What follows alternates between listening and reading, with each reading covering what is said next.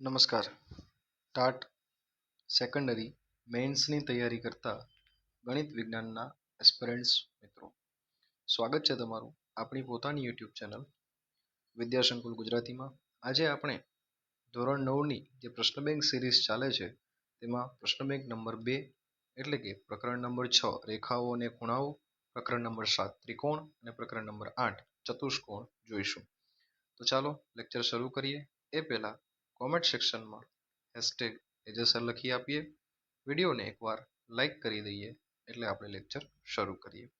જુઓ મિત્રો, આપણી પાસે જે પ્રશ્ન બેંક છે એ 2025-26 એટલે કે 26-27 જે આપણા 3 વર્ષ છે એ લેટેસ્ટ છે. માટે આપણી પાસે જે પણ પ્રશ્નો હશે એ મુજબ હશે કે કયા ચેપ્ટરમાંથી કેટલો ગુણભાર પૂછાય છે. ફોર એક્ઝામ્પલ, કોઈ ચેપ્ટરમાંથી માત્ર 1 માર્ક્સના એટલે કે વિકલ્પો, ખરા ખોટા, ખાલી જગ્યા, જોડકા એવું પૂછાતું હોય તો એમાંથી આ પ્રશ્ન બેંકમાં તમને મોટા પ્રશ્નો જોવા નહીં મળે. તો ચાલો શરૂ કરીએ અને સાથે જણાવી દઉં કે આ ઓથેન્ટિક સોર્સ છે, બરાબર. ચાલો એટલે શરૂ કરીએ. હવે આપણે આજે છઠ્ઠા ચેપ્ટરથી શરૂ કરીશું, જેમાં આપણને કીધું છે સેક્શન એમાં દરેકનો એક ગુણ છે, જેમાં આપણને કીધું છે કે એક જ બિંદુમાંથી પસાર થતી બે રેખાઓને શું કહે છે. તો એ બંને રેખા એકબીજાને છેદતી હોય એટલે એને છેદતી રેખાઓ કહેવાય. ત્યારબાદ 180 ડિગ્રી માપ ધરાવતા ખૂણાને શું કહે છે. તો એવા ખૂણાને સરળ કોણ કહેવાય. બે સમાંતર રેખાઓ વચ્ચેનું અંતર હંમેશા સમાન રહેતું હોય છે. કાટકોણ ત્રિકોણમાં કર્ણ છે એ આમ જોવા જઈએ તો પાયથાગોરસનો પ્રમેય મુજબ કાટખૂણાની સામેની બાજુ હોય છે, બરાબર. એટલે હંમેશા આપણે એનો ત્રિકોણ છે એ કંઈક આ પ્રમાણે દોરતા હોઈએ છીએ. ચાલો આગળ વધીએ. આ તમારો કાટખૂણો થઈ જાય, બરાબર. ચાલો, એટલે કે એ, બી અને સી. તો આ જે એસી છે એ આપણો કર્ણ બનતો હોય છે. ચાલો શરૂ કરીએ આગળ. સમબાજુ ત્રિકોણનો દરેક ખૂણો છે એ ખાલી જગ્યા માપનો હોય, 6 તેરી 18 એટલે કે 60 ડિગ્રીનો હોય છે. છઠ્ઠો પ્રશ્ન મિત્રો આપણે જોઈએ તો લંબચોરસ અને ચોરસ એકબીજાથી કઈ બાબતમાં જુદા પડે છે. તો એમાં આવશે એકરૂપ બાજુઓ. હું જો વધારે સમજાવું તો ચોરસની બધું બાજુઓ સેમ હોય છે, જ્યારે લંબચોરસની માત્ર સામેની બાજુઓ જે હોય છે એ જ સમાન હોય છે. અથવા તો આ સેમ હોઈ શકે, અધરવાઇઝ આ બંને સેમ હોઈ શકે, બરાબર. ચાલો શરૂ કરીએ. 7મો પ્રશ્ન છે, જો એક છેદિકા બે સમાંતર રેખાઓને છેદે તો અનુકોણની જે પ્રત્યેક જોડ હોય છે એ કેવી હોય? દેખીતી રીતે સમાન હોય છે. 8મો પ્રશ્ન છે, જો એક છેદિકા બે સમાંતર રેખાઓને છેદે તો અંતઃયુગ્મકોણની પ્રત્યેક જોડ પણ કેવી હોય? સમાન જ હોય છે. આ બેટા થિયરી છે સમગ્ર, બરાબર. ચાલો 9મો પ્રશ્ન છે, જો એક છેદિકા બે સમાંતર રેખાઓને છેદે તો અંતઃયુગ્મકોણની જોડ પણ કેવી હોય? સમાન હોય છે. 9મો પ્રશ્ન છે, પરસ્પર છેદતી બે રેખાથી બનતા અભિકોણ કેવા હોય? તો મિત્રો એ પણ સમાન હોય છે. 10મો પ્રશ્ન છે, જો કોઈ કિરણ રેખા પર છે તો બનેલ બે સંલગ્ન ખૂણાઓનો સરવાળો કેટલો થશે? 180 ડિગ્રી. ચાલો મિત્રો આગળ વધીએ. હવે આપણે જોઈએ નેક્સ્ટ પ્રશ્ન ક્રમાંક 2. જો બે ખૂણાઓનો કુલ સરવાળો 90 ડિગ્રી હોય તો પ્રત્યેક ખૂણો છે એ કેવા પ્રકારનો હશે? લઘુકોણ હશે. ત્યારબાદ રેખાઓ એક સમાંતર એમ છે અને રેખાઓ એલ આપેલી છે અને ટી એની છેદિકા છે. જો અનુરૂપ ખૂણાઓમાંથી એક 75 ડિગ્રી હોય તો તેના અંતઃ ખૂણાનું માપ જણાવો. તો મિત્રો ગણતરી આપણે અંતઃકોણ છે એ પૂરક કોણ હોય એટલે આપણને કીધું છે 180 માંથી આપણે કેટલા માઇનસ કરી દઈએ? 75 ડિગ્રી. તો જવાબ કેટલો આવશે? 105 ડિગ્રી, બરાબર. ચાલો, અંતઃકોણો કેવા હોય? પૂરક હોય. ત્રીજો પ્રશ્ન મેળવીએ આપણે.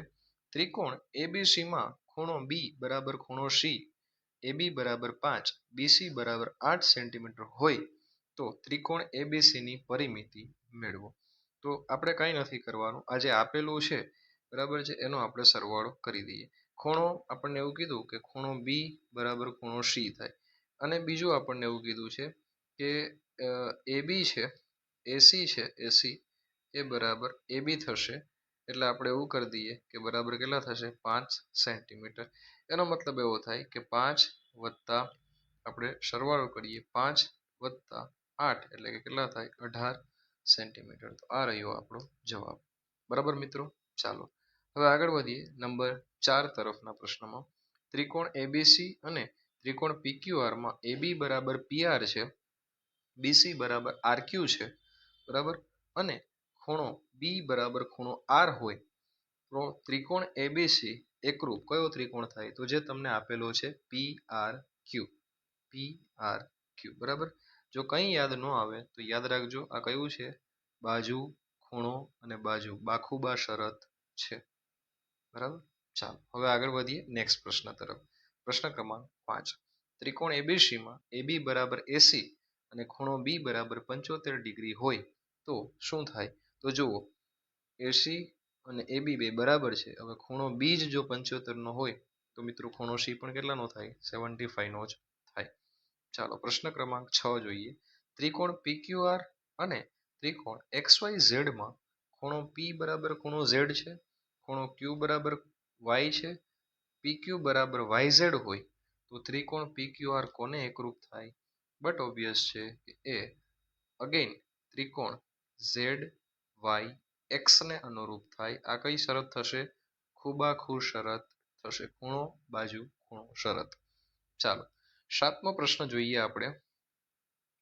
7મો પ્રશ્ન. તો 7મા પ્રશ્નની અંદર ત્રિકોણ એબીસી અને ત્રિકોણ PQR માં ખૂણો બી બરાબર ખૂણો પી એ 90 ડિગ્રી આપેલા છે. એસી બરાબર આરક્યુ છે અને એબી બરાબર આરપી હોય તો ત્રિકોણ એબીસી કોને અનુરૂપ થાય? તો એ થશે ત્રિકોણ આર પી ક્યુ ને. ચાલો હું અહીંયા લખી દઉં છું આ કઈ શરત છે. તમે જો વિડીયો જોતા હોય, કારણ કે હવે વિડીયો લોકો જોતા નથી, ખબર નહીં કેમ. કાકબા શરત છે. કાકબા શરતનું ફૂલ ફોર્મ જણાવજો. ચાલો આગળ વધીએ નેક્સ્ટ પ્રશ્ન ક્રમાંક 8 તરફ. ત્રિકોણ PQR માં PQ બરાબર PR અને ખૂણો R બરાબર 40 હોય તો ખૂણા P ની ગણતરી કરવાની છે. તો મિત્રો અહીંયા આપણે ફટાફટ ગણતરી કરીએ. તો PQ બરાબર PR આપેલા છે, ખૂણો Q બરાબર ખૂણો R આપેલા છે અને એનું મૂલ્ય 40 ડિગ્રી આપેલું છે. હવે આપણે ખૂણાઓનો સરવાળો કરીએ 180 ડિગ્રી. ખૂણો P બરાબર આપણે લખીએ, ખૂણો P બરાબર તો 180 ડિગ્રી આપેલા છે. ખૂણો P બરાબર 180 ડિગ્રી માઇનસ બાકીના બે ખૂણાઓ એટલે આપણો જવાબ આવશે 100 ડિગ્રી. 40 આ અને બીજાના 40 એટલે 80 થશે, બરાબર. 40 40 80 થશે એટલે 80 માઇનસ થાય 180 માંથી તો જવાબ આવશે 100 ડિગ્રી. જવાબ આવશે 100 ડિગ્રી. આને હું ઇરેઝ કરું છું. જવાબ આવશે 100 ડિગ્રી. ચાલો આગળ વધીએ. 9મો પ્રશ્ન આપણને આપેલો છે. ખાલી જગ્યા ત્રિકોણના ત્રણેય ખૂણા સમાન હોય છે તો સમબાજુ ત્રિકોણના. એના પછી ત્રિકોણ એબીસી અને ત્રિકોણ PQR માં AB છેદમાં PQ બરાબર BC ઓબ્લિક RQ બરાબર AC upon PR that is equal to 1 હોય તો ત્રિકોણ એબીસી કોને અનુરૂપ થાય? એ આપણે થશે 10માની અંદર PQR ને અનુરૂપ. બા બા અને બા, બાજુ બાજુ બાજુની શરત પ્રમાણે. ચાલો 11મો દાખલો આપણે ફટાફટ જોઈ લઈએ.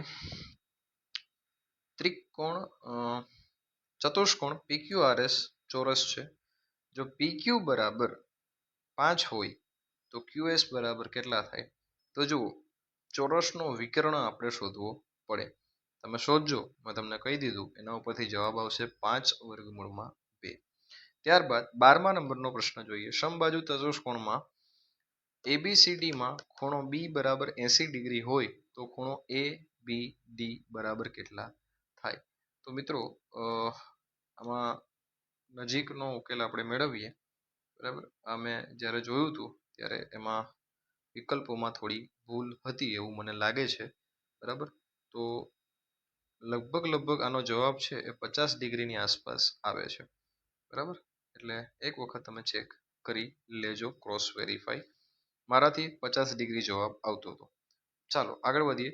નંબર 13, સમબાજુ ચતુષ્કોણ PQRS માં વિકર્ણ જે આપેલો છે PR બરાબર 8 અને વિકર્ણ QS બરાબર 6 સેન્ટીમીટર છે, તો સમબાજુ ચતુષ્કોણની પરિમિતિ કેટલી થાય? તો સમબાજુ ચતુષ્કોણની પરિમિતિનું સૂત્ર મૂકીએ મિત્રો આપણે, તો એ થશે વર્ગમૂળમાં 4 નો વર્ગ વત્તા 3 નો વર્ગ બરાબર 5 સેન્ટીમીટર થાય, અને પરિમિતિ 4 ગુણ્યા 5 બરાબર કેટલું થશે? 20 સેન્ટીમીટર. ચાલો આગળ વધીએ. 14મા નંબરમાં જો ચતુષ્કોણના વિકર્ણો એકરૂપ હોય તો કાટખૂણે ન દુભાગે તો તે ચતુષ્કોણ કેવો હોય? એ ખરેખર શું છે? લંબચોરસ છે. જે રેખાઓ આપેલી રેખાને સમાંતર હોય તો તે પરસ્પર ખાલી જગ્યા હોય એ પણ સમાંતર હોય છે. હવે મિત્રો 2 માર્ક્સના પ્રશ્નો શરૂ થાય છે, અને આ પ્રશ્નોનું સોલ્યુશન તમારે જાતે કરવાનું રહેશે. સ્ક્રીનશોટ લઈ લેજો મિત્રો, જેથી પરીક્ષામાં આ પ્રકારના પ્રશ્નો પૂછાય તો તમે લખી શકો. ત્યારબાદ આગળ વધીએ સેક્શન સી માં. બધા જ દાખલાઓ ટેક્સ્ટબુકના છે. જસ્ટ એક વખત તમે ટેક્સ્ટબુક ઓપન કરશો તો બધા જ દાખલા તમને ત્યાં જોવા મળશે. સેક્શન સી ની અંદર આપણને 3 દાખલા અહીંયા દેખાઈ રહ્યા છે. ત્યારબાદ દાખલા નંબર 4, 5, 6. હજુ આગળ લઈ જઈએ તો દાખલા નંબર 7, 8, 9. ત્યારબાદ નંબર 10, 11. એમ કરતા કરતા આપણે કુલ 20 દાખલા સુધી આ સેક્શનમાં જઈશું, સેક્શન સી માં. હું આશા રાખું છું કે તમે સ્ક્રીનશોટ લઈ લેશો, ત્યારબાદ ટેક્સ્ટબુકની અંદર આને ટીક કરશો કે જેથી તમે આને પ્રેક્ટિસ કરી શકો, પ્રેક્ટિસમાં લઈ શકો. આ થઈ ગયા 20 દાખલા. હવે આપણે આગળ જઈએ નેક્સ્ટ સેક્શનમાં, અને એ છે આપણો પ્રશ્ન ક્રમાંક 3 એટલે કે સેક્શન ડી.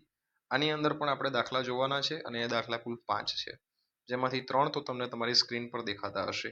આ 4-4 માર્ક્સમાં જો અહીંયા આપેલા છે સૌથી મોટા દાખલા, એટલે આપણને આઈડિયા આવે કે આ ચેપ્ટરમાંથી આપણને આ જ પ્રશ્નો પૂછશે, આવા જ પ્રશ્નો પૂછશે, આ જ પ્રશ્નો પૂછશે. કારણ કે આ સમગ્ર પ્રશ્ન બેંકની અંદર ક્યાંય એક પણ પ્રશ્ન એવો નથી મિત્રો કે જે ટેક્સ્ટબુકની બહારથી હોય.